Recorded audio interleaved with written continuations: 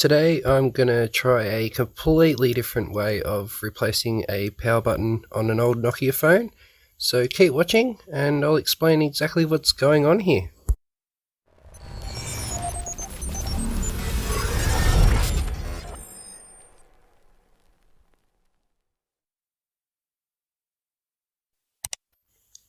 Okay, before getting on with the video, just want to admit I know it doesn't look pretty.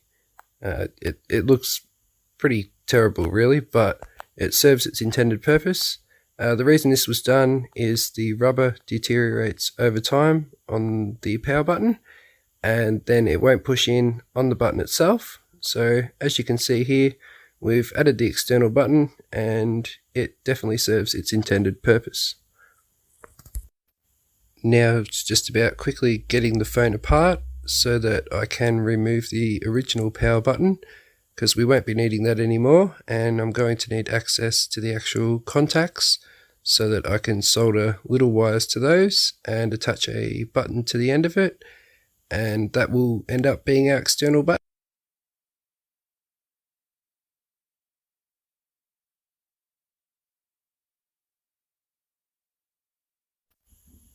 Okay, as you can see, this is the power button here. It's connected by 4 contacts. I'll get a better focus on that for you. This is really weak and deteriorated, so I'll be removing this button. You can see inside the casing here, I've got the rubber button that's also deteriorated, and these are what I have to keep replacing. So you can see it just fits on top here and clicks down onto the button itself, but it's no longer making contact. So yeah, removing the button is going to be the best option for the job. So let's move on with that, I guess. Alright, please excuse me not getting the best camera angle here.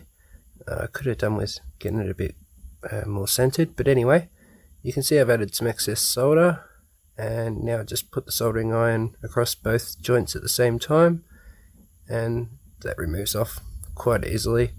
The joints are so small, so much heat, doesn't really take much effort. Just tidy up the solder pads there, and then I'm going to spray it with a bit of isopropyl alcohol and brush it with a toothbrush. That will clean the connectors up and have it ready for soldering these tiny little wires onto, I guess. But yeah, next we need to move on to drilling the hole in the actual back casing of the phone, and that will give us some room to fit the button. So moving on to that, I guess. Okay, so I've got the back casing here, and I just need to drill a hole in, basically this is the speaker box area that helps bounce the noise from the speaker out of the phone. Doesn't really affect it too much, I found, at the end of the job. If anything, the noise is probably a little bit louder.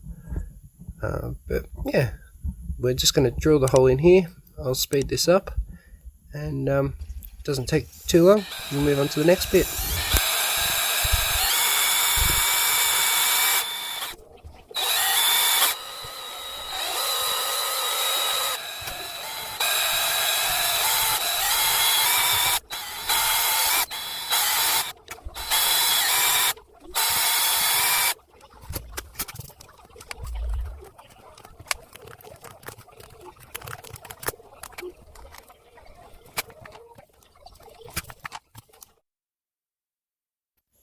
Now I'll quickly note that this hole looks alright, but I did end up doing a bit more work off camera and making the hole a lot bigger, just so that the finger would fit in a bit better at the end of the job.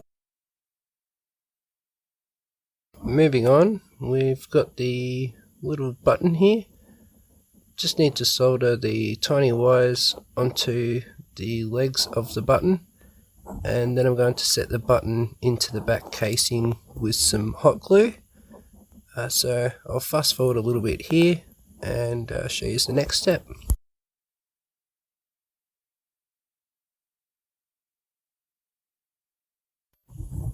Right, so the soldering's done. On to the next step of actually placing the button into the hole and setting it with the hot glue.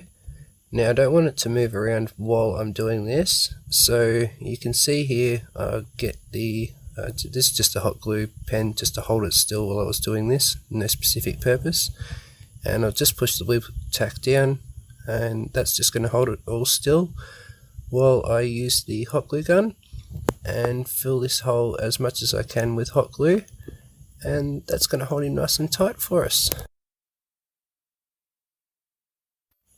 Now I'm just soldering the wires onto the contacts where the switch used to be on the main board.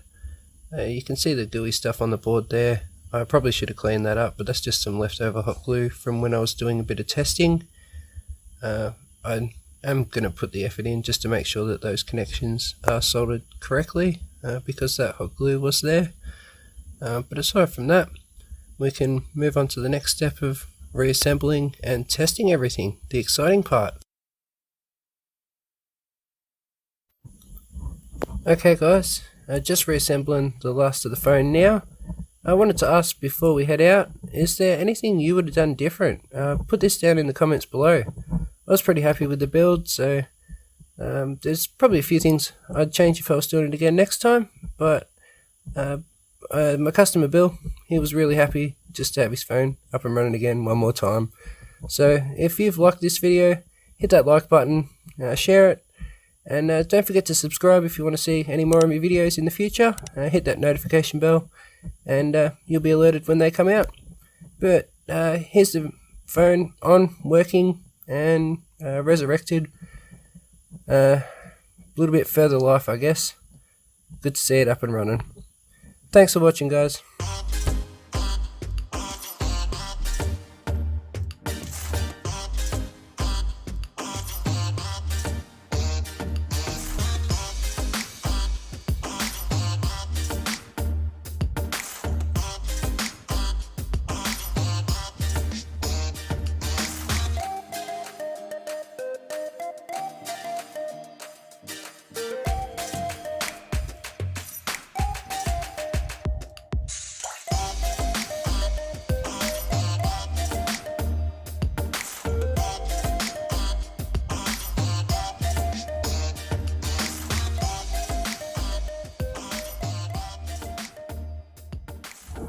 For those of you that have stuck around right to the end to see that extra part of the build, find out what I've done to stop the dust getting in, just used a bit of the old Tarzan's grip, spread that around. That has a bit of a rubbery effect to it and doesn't stop the button from clicking in, and it actually has a dampening effect on the noise of the button as well, so it sounds more realistic